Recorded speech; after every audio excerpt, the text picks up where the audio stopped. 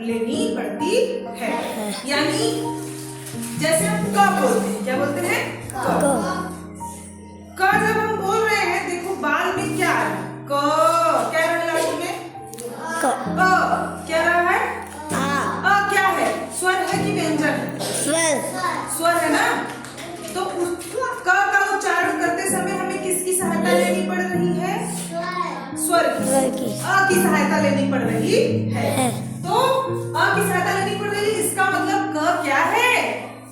व्यंजन है। जो वर्ड हम बोले और उसमें स्वर पीछे दिखाई दे, स्वर पीछे सुनाई दे ना, स्वर की सहायता ले, जैसे क, ख, ग, घ, अंग, सब में हम लोग लास्ट में आ रहा है ना, उनकी सहायता ले रहे हैं ना हम। इसका मतलब वो सब क्या है? व्यंजन है। तो व्यंजन किसे कहते हैं?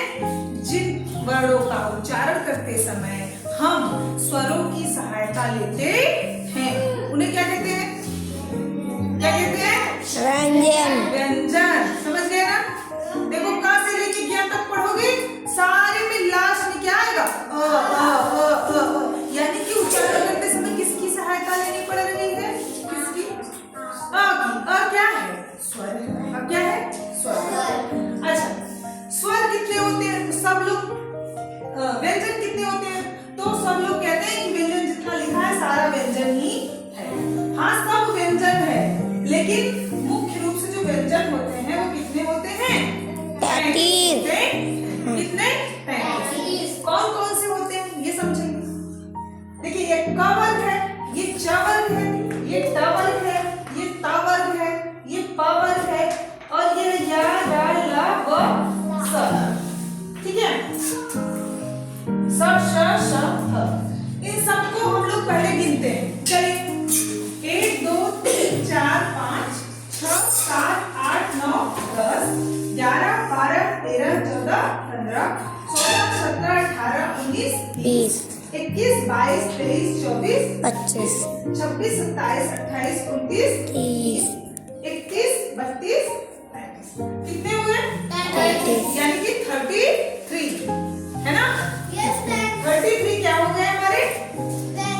व्यंजन। क्या हो गए? व्यंजन। यहाँ तक हमारे सब ये व्यंजन। अच्छा, ये 3 जो बचे, ये क्या है? स्वर। ये स्वर नहीं है, ये भी व्यंजन है। क्या है? व्यंजन। स्वर ये नहीं है। स्वर को तो अ से अ तक में ही स्वर होते हैं। ठीक है? ठीक, स्वर के बारे में भी हम आपको बताएंगे अच्छे से, लेकिन पहले ये देखिए कि ज्ञ, छत्र, ये भी क्या है? व्यंजन। लेकिन ये संयुक्त व्यंजन है। संयुक्त का मतलब होता है, जैसे संयुक्त का मतलब मिला, मिलना। इसमें एक व्यंजन में 2 व्यंजन मिले हुए हैं। जैसे देखो यहाँ मैंने लिखा छ, त्र, य। अब छ किससे बनता है? आधा क और श प्लस स। आधा क प्लस श। ठीक? ये क्या है? त्र। त्र।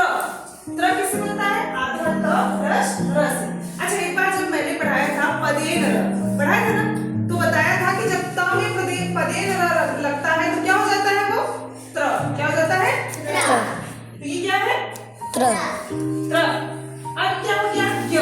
ज्ञ में क्या होता है? आधा ज प्लस य। ये जानते हो ना, च वर्ग में लास्ट में रहता है पंचमाक्षर उ। अच्छा, इन व्यंजनों का अपना उच्चारण स्थान होता है। मतलब जैसे जब हम लोग बोलते हैं, अलग अलग उच्चारण स्थान से इनको बोलते हैं।